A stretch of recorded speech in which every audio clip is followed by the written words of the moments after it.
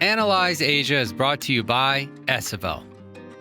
Do you manage your own IT for distributed teams across Asia Pacific? Then you know how painful that can be. SFL helps your in-house team by taking cumbersome tasks off their hands and giving them the tools to manage IT effectively. Get help across Asia Pacific, from onboarding, procuring devices, to real-time IT support and offboarding. With our state-of-the-art platform, gain full control of all your IT infrastructure in one place. Our team of IT support pros are keen to help you grow. Check out esevel.com and get a demo today. Use our referral code ASIA for 10% off. Terms and conditions apply. So people don't mind going back to the office. But in Asia, the people who want to go to the office the least are the people who are working in Northeast Asia. So in China, Taiwan, Hong Kong, Japan, Korea, more of a tough environment to work in, more of a bullying culture, the strict 996 in China, which I know is going away, but people are still expected to work a lot. They don't have that type of a great work-life balance. They don't want to go back in. There's dozens of different types of dependencies you would need to look at. We need to start this process because this isn't going to go away. We're going to keep transitioning to it. So we might as well put in a better plan to make sure that our return to work and hybrid models are successful. Welcome to Analyse Asia, the premier podcast dedicated to dissect the pulse of business, technology, and media in Asia. I'm Bernard Leong, and we are in the post-pandemic world. Are we going remote, hybrid, or distributed in where and how we work? What does the future of work look like for us? With me today, in the spirit of David Letterman, my guest today needs no introduction. Charles Reed Anderson, now Chief Strategy Officer, 8 Inc. Charles, welcome back to the show. Bernard, it's great to be here. It's nice to be back in your podcast again. It's been a little while. And thank you for having me on for that 2 episodes. I hope I didn't bore all of your audience off with a lot of different thoughts on different things, from digital transformation, drones to China. The China topic was fantastic. Trust me, I got a lot of feedback on that one. Okay, so instead of focusing on me today, it's all on you. So I want to ask, since our last conversation, what have you been up to? Been a little bit of change, I guess you could say. Last time we talked on your podcast, I had my own company. I was an advisor for McKinsey. Still had some of my other side projects as well. Since then, I've actually gone back and joined a company called 8 Inc., which is an experience design firm, which is quite a big change. Because if you think about it, I've been doing emerging tech. What am I doing with a bunch of creatives and architects? But it's been quite an interesting journey, I guess. I'll be able to tell you a little bit more about it in a bit.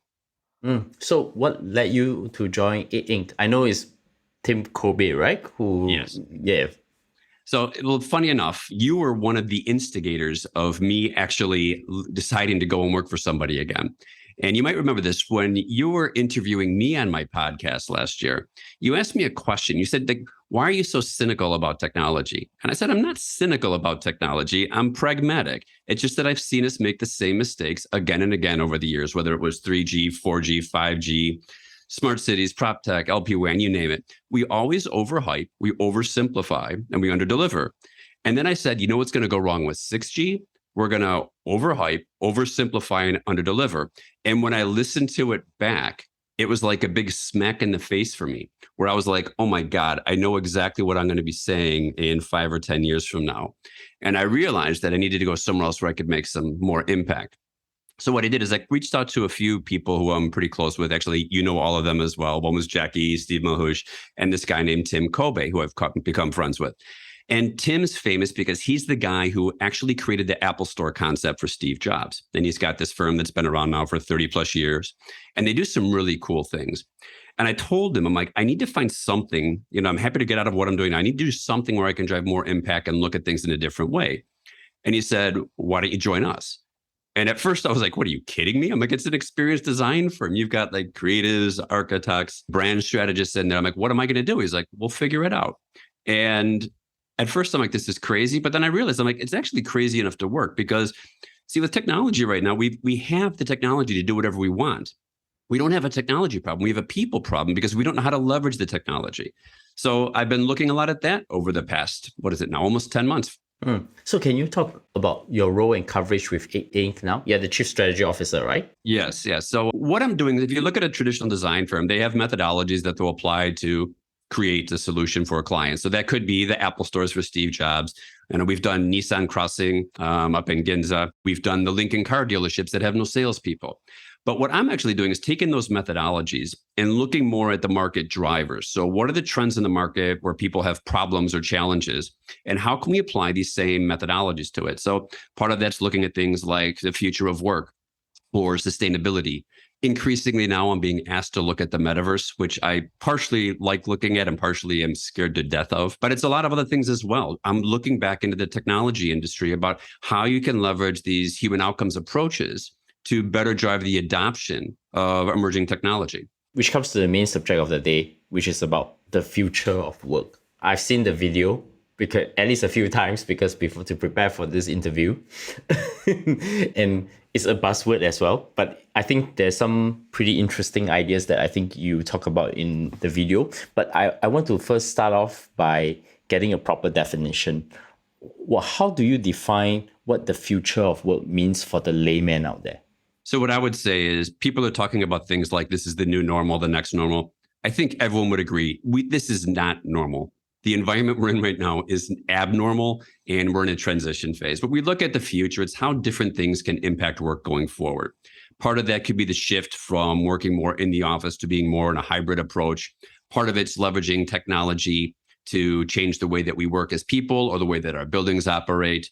And it's about how certain things will impact businesses in the future. And a lot of those themes will be around things like sustainability. But like I said, we are not in the future of work. The future means it is still in the future. We are in a very abnormal transitional phase right now, is the way I describe it. And is it like a buzzword to you? Oh, it is. It's totally. The funny thing is, I said I wanted to get away from saying that we overhype, oversimplify, and underdeliver. Guess what? That is exactly what we have done with the future or the return to the office right now. And I was doing an event last week and I told the majority of the large commercial real estate firms, MNCs and Singaporean based ones in the room, your return to work strategies are going to fail. And I'll explain to you why. I guess from the start of the pandemic to the post-pandemic era now, what has changed for organizations adopting hybrid and remote work? Well, like someone like me, I used to work in a hybrid or remote model for most of the last 20 years, but I was not normal. I guess I'm not normal anyway, but I mean, especially with the way I was working. But if you go back pre-pandemic, over 3/4 of companies had people working full-time in the office, and just under a quarter would have some sort of a hybrid model. You fast forward to today, and now it's under a third of the people are working in the office, and probably closer to 60% are working in a hybrid model with a few others fully remote. But we're still in that transition because companies are forecasting that by next year, so 2023, less than 20% of the people will be working full-time in the office, and will be up over 2/3 working in a hybrid model and a little bit more working in a fully remote. So we're really in this evolution and it doesn't come easily. I mean, there's a lot of challenges we're going to face to have to make this actually work. I mean, if you think back when we're working in the office, it's real simple. We're working on more hours based. You work from 9 to 6. To make this model work, we need to change it to be more outcomes based. So I don't care if you work 9 to 6. I know you want flexibility where and when you work. Basically, we need to make sure that you're delivering outcomes instead of just hours. But that's a large transition, and we're not ready for that yet. And how well are we actually progressing with the return to office? I mean, is that really industry dependent? For example, in my current industry, which is construction, there's no way you could be, fully remote. And it has to be some form of hybrid, but it's going to be more on site because of the requirements of the job. We're progressing because we've pushed people back to the office, but this is where we've made a bit of a mistake. Everyone thought that if I stick in a few more beanbag chairs and pool tables, give everybody free drinks on Thursday, they're going to be overjoyed to come back to the office again. And guess what? They're not. But you think about this. I mean, I love the way that everybody's initial model for return to the office is, why don't we go with 3 days a week? It's like the industry had a Goldilocks moment. 1 day a week isn't enough, 5 days too much. So let's just start with 3 and see what happens. So I think we've tried to bring people back. What we're now coming to is the realization that they're not coming back because they want to, they're coming back because we're forcing them. So how do we actually start getting them to want to come back to the office? How do we transform the employee experience to make it something that they want to be involved with, where they're happy to be back in instead of being forced to be back in? And what do business leaders think about their employees returning to the office, and how should they sequence that return phase then? It's really got to be down by the job profile. I mean, sometimes individual teams or individual people. And going into a large organization and saying everybody has to come in 3 days a week makes absolutely no sense, because you're going to have people who are more synchronous workers who need to work in teams and collaborate more often. And then some people who are more asynchronous, which are more task-based, where they can work more remote. But right now, we haven't had the time or the effort or the smarts to think about this up front. But we should have been looking at this during the pandemic. How do we successfully transition to it? It's not a one-size-fits-all approach. You got to start breaking it down, because it's not just about the employees. There's different country preferences. And the country where people most want to go back to the office is the Netherlands. And I used to work there, and it has the best work-life balance of any country in the world. So people don't mind going back to the office. But in Asia, the people who want to go to the office the least are the people who are working in Northeast Asia. So in China, Taiwan, Hong Kong, Japan, Korea. Those are ones that have more of a tough environment to work in, more of a bullying culture, the strict 996 in China, which I know is going away, but people are still expected to work a lot. They don't have that type of a great work-life balance. They don't want to go back in. So it's really a difficult thing. There's dozens of different types of dependencies you would need to look at. We need to start this process, because this isn't going to go away. We're going to keep transitioning to it. So we might as well put in a better plan to make sure that our return to work and hybrid models are successful. We've seen companies implementing either flexible hybrid workspaces and policies, and then implementing flexibility for knowledge workers. What are they getting right and wrong with these work strategies? They have the right idea. They know that everybody wants some type of a flexible work strategy, or at least the option to give them a little bit more flexibility. And in knowledge workers, it makes a lot of sense, because a lot of people, especially if they're individual contributors, can work remotely. They can do calls on Zoom, and they can get their work done when they need to. But what we're seeing right now is in a lot of the major cities around the world, you're seeing occupancy rates of only about 20 to 25%. I think I just saw in London, the average number of days a week that people are going to the office is 1.5 days. And I thought that was shocking until I found out that that's actually above the global average of 1.4 days. But it just depends on the country. Like in Singapore, we went back to the office in April when we first opened up. At 74%, we're going into the office most days. Now, that's not because of a policy. That's just because we felt safe. We know we're not going to get COVID. Well, it was less of a chance of getting COVID than somewhere like the US or Europe, but people didn't mind going back to the office again. But then there's other countries like Hong Kong, where most of the people, like almost 90% of them, want to work almost entirely from home. So there's no real clear answer. We've made a bit of a mess of it. We're not getting people back in. Occupancies are still very low. And that's because we haven't delivered these outcomes experiences that employees want. So, and the problem is we've just told them to go back to work, and we haven't shown any empathy to our staff and to our employees to show them that we understand the last couple of years hasn't been easy, and we haven't addressed the human impact of the pandemic. So the key issue is about human outcomes, right? Then what is the human impact of the pandemic, and how does that lead to what we now call the Great Resignation?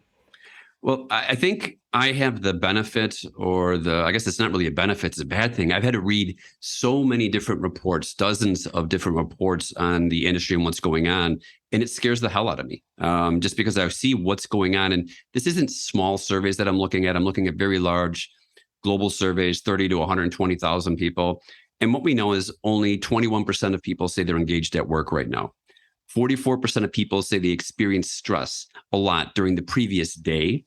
75% say they're struggling to incorporate well-being habits into their daily routine. 60+% think their managers don't support healthy working habits. Parents are feeling more burned out. 58% of us are rethinking work-life balance. So the problem is, if we bring people back to the office right now, but that's how they feel, they're going to continue leaving in droves. And what's been happening with the Great Resignation is it's actually getting worse now. And there's a couple of reasons for that. One is we've just pushed people back into the office without a clear rationale for why or what they should be doing. We're looking at in Asia, 50% of the people are extremely likely to switch jobs within the next 12 months. But in that younger generation, that goes up to 55%. What's very worrying is that the people who were hired during the pandemic, they're looking to leave at 62%. Now, that means that while, yes, we can work remotely, we have not figured out how to onboard people remotely, which means these people aren't getting brought into the organization. So this Great Resignation that we've heard about is going to continue to get worse. And then how about like people in the C-suite level, and what are they thinking about in terms of even for themselves? Do you see the great resignation happens for them as well? So this is an interesting one because when you talk to a lot of senior executives at companies and in the commercial real estate industry, what they always say is it's this younger generation that doesn't want to go back to the office. They're too independent, they feel more entitled. That's just not the case. There was a great study that came out recently from Deloitte, and they interviewed the C-suite. And they found that 70% of the C-suite are seriously considering quitting their jobs for one that provides a better support of their well-being. And that's an interesting one because this is the top people at the organization. They've just gone through a very tough couple of years. They've had to get their businesses and their staff and their teams through this.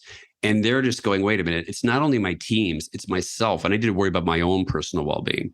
So the fact that 70% of them globally said they were looking at quitting, I think is a pretty strong statement from them that we need a new approach about how we're going to take our businesses forward. How does the great resignation actually lead to the great disconnect between employees and employers? I think, again, this is where we haven't shown the right amount of empathy to our employees. And if you look at from what the employers say, like, why they think people are looking, and this came from a McKinsey study at the end of 2021, the top three things they said, well, the employers, they're just looking for a better job, or they're in poor health, or it's inadequate compensation. But then when you ask the employees, the people who were actually leaving, what their top reasons why they were leaving, number one, they wanted to be valued by the organization. Number two, valued by their manager. And then number three, they wanted a sense of belonging. So these are the human outcomes that we want to drive. We want people to feel valued, trusted, and supported, and that they belong. But we're not delivering that. So that's why people leave. But then as management, we need to acknowledge that instead of just saying, oh, they just left for more money. My company and my culture is perfect.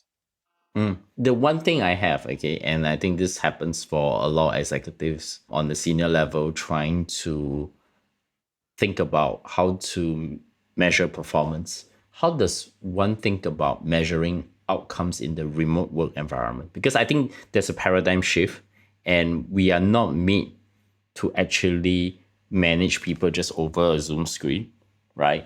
And a lot of the jobs are not done in a way that's outcome based. And to be fair, so there's also a need to recalibrate how jobs work as well. This is an interesting one because I was talking to a bunch of people at an event about it last week. And the idea is, right now, everything is basically hours based. During the pandemic, there was an explosion of companies using employee monitoring software.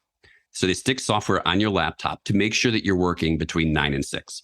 Now, I despise this. I've gone on a campaign after some of these companies. I think it is the worst thing you could possibly do. It breaks down the trust, but it also shows that you don't understand your employees. To think that I only work between 9 and 6 is ridiculous, and they don't work on weekends. I've spoken at 300 events over the last decade. Every one of those decks that I've had to prepare, I'm willing to bet it was done in the evening at home or on the weekend on the balcony while I'm having a glass of wine and a cigar. That's when I get in my creative mode. But it's like we just think that, oh, you're supposed to be here 96. That's what we must enforce. That model will not work going forward. People want flexibility of where they work and when they work. So we need to redesign our job profiles and the outcomes and how you're going to be measured. So say you worked for me, I'd have to figure out what do you have to deliver during the course of a year? How can we design it flexibly that I can make sure you're delivering? It's almost turning everybody into an individual contributor or that type of a model where it's all deliverables based. You know what the requirements of the jobs are, you deliver it. And it should be relatively easy to track that. But right now, we're not set up. And one of the big gaps we faced during the pandemic is senior management has set the rules and they expect that the employees will follow those rules. We haven't done enough to support and train the management level of how they should be managing their people as well. So we've just said they'll figure it out, and that hasn't worked. So we need to give them the tools that they need to better engage and support the people who work for them, because right now they just feel unsupported. And I think it's also the user experience, right? There is a part about not just the current employees within the company. There's the onboarding, offboarding, all the in-between training as well. I guess, what is the experience master plan that can be applied to the future of work from your point of view? So I should explain what we mean by experience master plan. And this is something that we've been using at 8 Inc. for quite some time. And the idea is that when we work with our clients, we want to understand a lot more about their business, ensure that we're basically making sure their brand values are communicated down to their people. Their people could be their employees, it could be their customers. And what you want to do is start looking across the 4 different experience realms. And by experience realms, it could be the environments or the offices we work in. It could be the way that you communicate with them, your services or products that you take to market, or the behaviors and how you want people to act. And we've started looking at this across the offices. It's quite interesting because we need to start breaking down different personas. So if I'm senior management, if I'm a manager, if I'm a regular staff member, if I'm a visitor in that office, how do I want to interact with them with these various experience realms? And then we make sure that my brand values are getting communicated down, because when you can do that, you build up irrational loyalty. I'll be totally honest. When I used to talk to Tim, our founder, about this before I ever joined, I struggled with it. But then when I started to listen to him more, what I realized was this is really what they did with the initial Apple Store concept. Think about what it's like inside of an Apple Store. You're going to have an image in your head. You're going to remember how it looks, how the people greet you when they come in, how the Genius Bar operates. So these are the ways. What they're actually leveraging there are these different experience realms to make sure that Apple's values get communicated down to the people. Now, this is why consumers still queue when a new phone comes out. I think about it. No one else normally queues when Singtel launches something or another mobile operator launches something. But if Apple does, people are happy to sit in line for hours just to get the glimpse of the first new device when it comes out. So this irrational loyalty works a lot in retail. How do we then transition that so we can build up irrational loyalty within our workforces? Because you want your employees to be a brand advocate for you. That'll help you attract and retain the best talent, and it'll help you actually promote yourself outside of just your company. So it is quite an exciting change. It's a fun way to look at it, but it's really about delivering these differentiated experiences. And we've already figured out, we've done the basics. We've got nice offices, or most companies have nice offices. We give the amenities and we're giving them free drinks. And like I said, I love ping pong tables and beanbag chairs.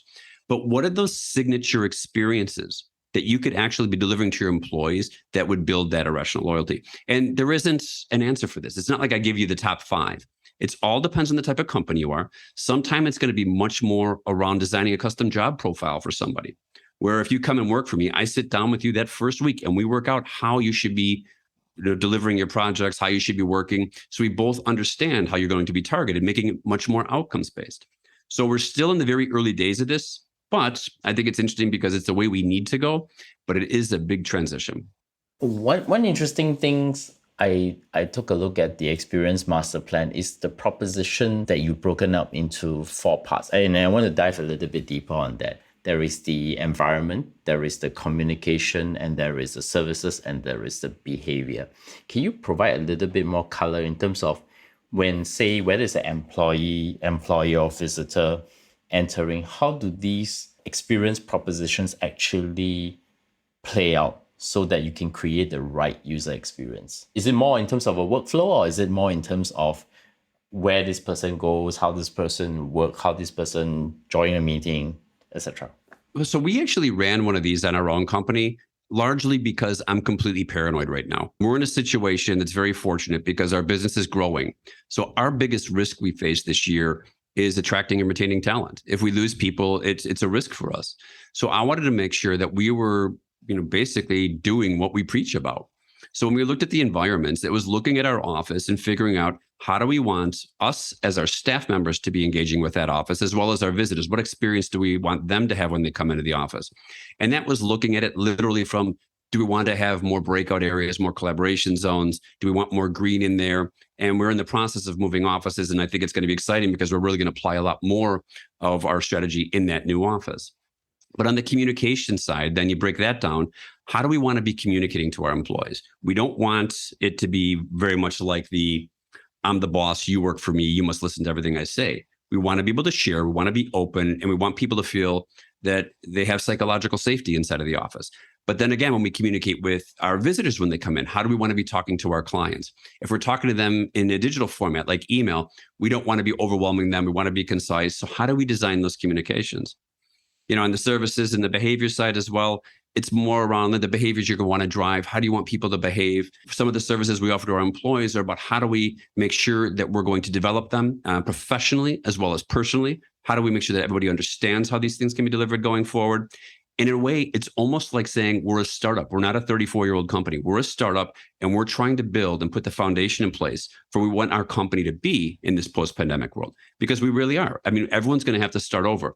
We're not going back to the way things were before. So we might as well spend some time in looking at all these different things to create that culture and environment that you want going forward. And then how do you measure that return on experience for the experience master plan that you're talking about then? So this is something where I think we'll be doing a lot more partnering with a lot of the survey agencies out there right now, whether it's a Qualtrics or some of the consultancies like Mercer, because it's not a quick answer on this. Every company is going to be different. A lot of people go out and survey based on employee satisfaction. How happy are my employees once a year? But employees tend not to like those surveys because it's once a year. I never get the feedback. I don't see anything being done dynamically. We should be looking at a lot of other things as well, measuring productivity, employee engagement. You might want to look at employee retention, or in particular, star employee retention, looking at your turnover, average length of employment. But the one that I'm really keen on starting to measure a lot more going forward is the employee net promoter score. So we're in the process of actually running a survey internally because we want to understand what do our employees think about this. Now, a net promoter score is normally what you see in more of a retail or a telecoms environment, mobile operators. But for a mobile operator, you don't need to be the best. You need to be the least hated and you're going to be successful. What we actually want to be is we want to have our employees proud to work for us and know that they're going to be talking positively about us when they talk to their friends or colleagues, which could be potential hires for us. And we have a couple of other companies we're talking to about testing this on them in a confidential way so we can see how it actually plays out. But I think this concept of not just saying, are you satisfied, but do you promote me? We can really turn it into a much more human type outcome we want. We want people to become brand advocates for us by the way we treat them as employees. And then if I were to take this and stretch it out a little bit, what are the key trends today for technologies or social practices that align with the future world? What's the good stuff you're seeing and what are the bad stuff you're seeing as well? The good thing is people are adopting a lot more technology. The bad thing, of course, is that 70% of digital transformations fail, but we won't go into that point right now. So we're adopting it. We're just not adopting it well. A lot of the trends you're seeing are people adopting solutions that have been around for a long time. Meeting room booking systems, occupancy centers, capturing environmental data. That's the good thing. People are adopting this. My thing that really scares me right now is nobody's looking out at the future of where that's going to go. And you've seen this before because we've talked about digital transformation for years. If you build things in silos and you don't figure out how to aggregate all that data, you're going to have a lot of data and not a lot of intelligence. So we're not thinking strategically about where we want our companies to be in, let's say, 3 or 5 years, where that data is aggregated and can deliver a lot more value back to a lot more people. So this is the risk, and this is what I'm warning everybody about. I'm happy you're adopting technology. If you don't have a plan how to put everything into a platform of platforms, we've got problems. But does it mean that it's just only the data side? And how do you think about, say, getting people to incentivize to use the technology or use the environment to interact? Oh, I think there's a lot of opportunities there because, as you know, from someone who's delivered a lot of digital transformation over the years, you can deliver technology. That does not mean people are going to adopt it. So we need to think about how people are going to interact with that technology, how you're going to explain to them that value of it as well. And part of the problem is that we don't think about the end users up front. We think of them as one group, that I have an employee, they're my user, and that's it. They don't think about how this technology can be deployed to a number of different people. And one of the areas I'm looking at a lot right now with this is with digital twins. And it's fun with digital twins because everyone thinks it's just about the building, capturing all the building data, and that'll help you reduce your energy costs. And yes, it will, but that's sort of like table stakes nowadays. This technologies have been around for a long time. You need to start incorporating all the other data that we're capturing. It could be your people data from your occupancy sensors or biometrics. It could be your environmental data or the assets. If you've got a new security robot or your cleaning equipment, how do you monitor all that data and put it into a platform of platforms and then turn it into value to different users that we're not thinking about right now? And with digital twins, like I said, everyone talks about it from the base level. I can use it to improve the operations and efficiency of my physical building. But you can start delivering so much more value out, not just to the facilities manager, but your chief sustainability officer. They need to have data that's going to allow them to be informed, empowered, and recognized. And a digital twin can do that because it'll help them be able to monitor carbon emissions and energy consumption. It'll help them actually create strategies to reduce those emissions and report back internally to the company and to the market as well. And we should be using digital twins to redesign our offices in real time. The days where you would spend 3 to 5 years in one physical office space without moving it around it's gone. We need to start doing it more dynamically. We can now track and see, where people are congregating in the office. If we've built a collaboration zone and no one's using it, why is that? What can we redesign it for? So a digital twin can transform the job requirement and the capabilities of a workplace manager. But the one I really like, and what I think will actually have an interesting impact on the building, on the business and the industry, people like the chief financial officer don't care about technology. They care about numbers. But when you get these external factors coming in, like carbon taxes, for instance, they're going to start caring a lot more about it because now they want to make sure that everything's operating efficiently because they got to report back to the financial markets and they don't want to pay these increasing carbon taxes. So the idea is we need to understand that technology delivers value to a lot of different types of user groups, but we need to engage them because, as you know, with the digital twin, you don't just plug it in and boom, it all works. You have to engage them up front because you need to understand what your facilities manager, your chief sustainability officer, workplace manager, or CFO, what they actually need. And we can start transforming the way that we leverage technology to deliver value back to them. That, again, makes them happier to work for you and their job better. That was a very long answer for a short question. Apologies for that. No, I think it's a very good point that you're making on digital twin and the different roles and the different user experience. I think maybe in order to get to the outcome that you want to, do you need to actually get the whole organization to have the discovery process first to determine the workflows rather than doing it piecemeal by piecemeal and then ends up becoming a Frankenstein because you're just running, like as what you put out earlier, all the data siloed. And if you have a digital twin with just sensor data, you probably wouldn't have a lot to say anyway. Yeah, but what I would say is ideally, yes, you would start having these focus groups up front when you're conceptualizing your digital twin. You know as well as I that that's just not going to happen. Organizations will fight that. They don't understand the value of it, even if it makes sense. This Frankenstein model, unfortunately, I think is what we're going to create because people look at this in its segments. The first thing they're going to want to do is get that quick ROI by aggregating all the data from their building management systems into a common platform. We need to look at this longer term, and we should be talking to people and educating them. But the problem is technologists go out to the business and explain the technical functionality of a digital twin instead of explaining what it actually is. Digital twins are not rocket science, but we make them into it and nobody can explain what the value is of it. So until we transform the way that we talk about technology, the example I'll give is think about 3G, 4G, 5G. You've been through this evolution as well. What do you notice every single time? We talk about how fast it is. We don't actually talk about the human outcomes it's going to deliver.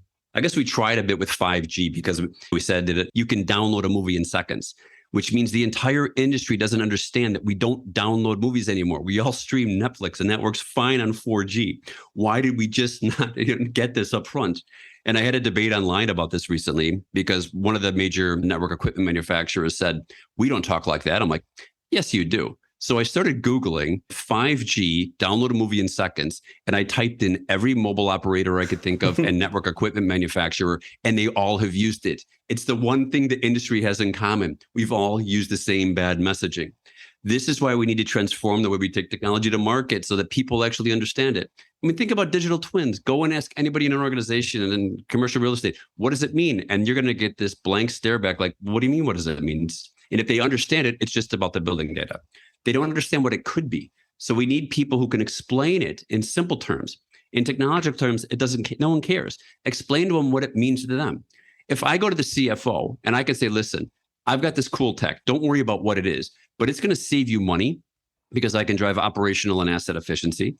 I can minimize or eliminate your carbon tax payments, and I can give you the data that you need to report progress back to financial markets about how we're doing with our ESG commitments. Suddenly he cares. If I go in there and say, I'm going to aggregate data that sits on disparate systems into a platform of platforms, then I'm going to use artificial intelligence to identify ways we can leverage that and then run it through a visualization program to put it into 3D modeling. You've lost them already. They just don't care. Tell them what it's going to deliver to them, not how it works. I agree with you. And just a small anecdote, right? It's like recently I implemented a digital workflow solution for the company, and then my team wrote out the deck to explain how to use it. And then my first question to them, why haven't you asked them, why are we implement this solution?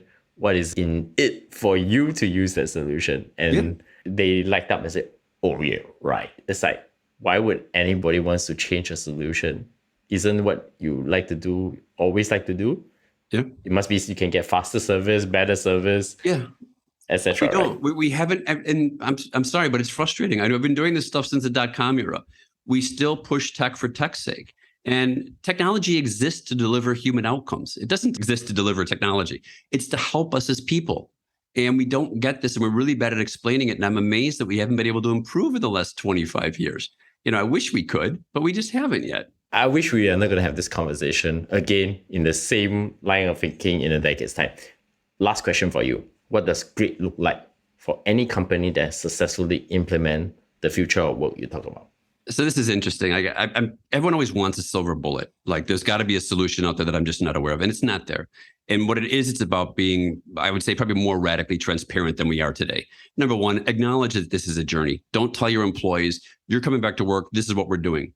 So tell them that you don't know the answers either. You don't have to have all the answers. You just have to ask the right questions. Talk to them about what we're going to do, what we're going to try. We want your feedback. Then number two, start engaging with your employees. Show them empathy, that you understand that the pandemic has been difficult on all of us. We don't have the answers on how you're going to work yet, but we're going to work on this together. And you make it as a shared model instead of just telling them what to do. And finally on this, it's really about driving a more human-centric approach, which is a combination of what I've just mentioned the previous two, but focusing on those experiences. What can you do in your office that will actually make people want to come back in? If you give them free drinks, they like that for a couple of weeks until they realize it's just cheap wine that's going to give you a headache anyway. Why don't you end out really trying to design an experience that makes them proud and want to come back in and delivers value to them and human outcomes? That's where we need to get to. There's not many people that I can sit there and say they've got it down right. Well, there's a high bar. But Charles, pretty good insights. And I think we're going to talk a lot more about this, right? In case 6G come upon very soon. Oh, yeah. Well, we'll be looking at 6G. We'll be talking about this with digital twins, because trust me, I guarantee you, in next year, we'll still be talking about why nobody understands what a digital twin is. Somebody actually asked me, what's the difference between 4G and 5G? My text and image downloads are the same. So all I did was, why don't you take your phone that has a 4G, because you have two phones, and take the 5G phone and try downloading your Netflix movie and see how fast the download is. And then you can tell me whether it delivers that value back to me. See, I knew 5G was in trouble, and I know this is a little bit of a segue, but one of the mobile operators put out a marketing campaign that said, when should you use 4G versus 5G versus Wi-Fi 6? And all I kept thinking is, I don't do that. My phone does that for me. So why do I care? And I'm just thinking, it's like, we don't know how to get people to adopt it. So maybe if you explain that, suddenly you're going to get that one niche of people who go, I've been waiting for someone to explain to me why I should use Wi-Fi 6 versus 5G. It's like, oh my God. Okay, I'm actually way past thinking about the Wi-Fi 6 piece. But in closing, I have two more questions for you. First one, any recommendations that have inspired you recently? There was a really interesting podcast that I listened to called the Feel Better Podcast.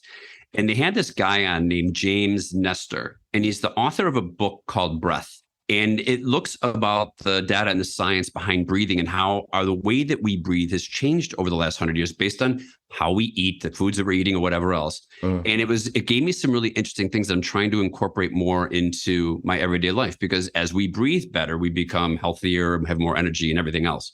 So I've tested quite a few of their little methodologies out.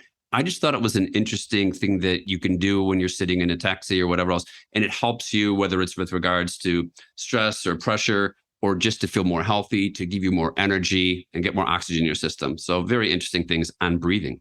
There's another guy, Wim Hof. He's famous for being the guy who runs up Everest with basically just his shorts and no t-shirt. He has some really interesting, good breathing exercises for free on YouTube. So I'd just say that one as well. Breathing's important. I've tried not breathing. It doesn't work well. I black out. And how do my audience find you? Easiest way is going to be to find me on LinkedIn, which is Charles Reed Anderson. I believe I'm the only one out there, although I do know a Charles Reed and a Reed Anderson, but they're not combined. So you can find me there, or you can find me on Twitter at CRA Singapore. And you can definitely find me on any podcast platform. Tweet to us at Analyse Asia, ANALYSE Asia. And of course, give us a 5-star rating on iTunes, because that will allow us to get better discovery. Charles, many thanks for coming on the show, and definitely we'll continue talking about, 4G, 5G, 6G, maybe the future of work and future of metaverse at some point. We're never going to run out of topics to talk about. Well, there's always something we'll find interesting, and and I can still apply my same methodologies against it and rant more. And great to see you, and we'll talk soon. Thank you very much for having me.